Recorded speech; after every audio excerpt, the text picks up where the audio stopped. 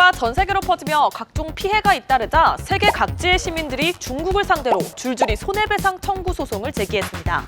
중국 정부가 초기에 중요 정보들을 숨기고 제대로 대응하지 않는 바람에 피해가 커졌다는 건데요. 요구한 배상의 규모는 우리 돈으로 3경 2032조 원에 달합니다. 전 세계에서 가장 많은 감염자가 발생한 미국에서는 주정부가 나서서 소송을 내기도 했어요.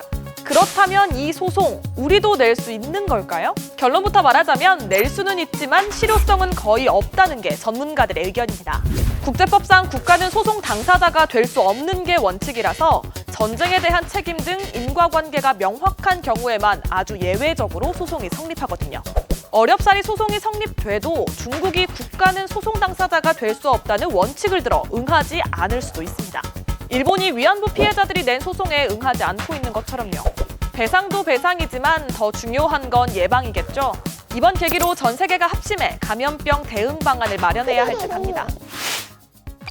죄인들의 엉덩이를 때리는 형벌, 태형. 우리나라에서는 3.1운동 이후인 1920년 폐지됐는데요. 그로부터 100년이 지난 2020년까지도 일부 이슬람 국가에서는 공개적인 장소에서 채찍질을 하는 태형이 남아있어요.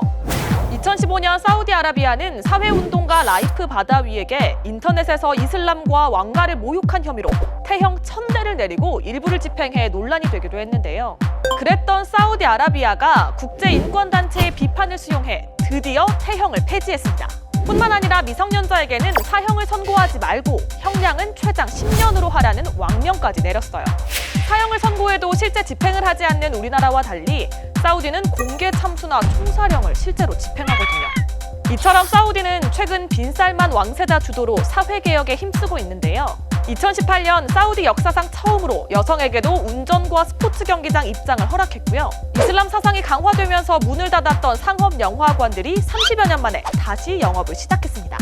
여전히 비이슬람 국가에 비하면 뒤처진 부분이 있는 건 사실이지만 이런 움직임은 응원해야겠습니다.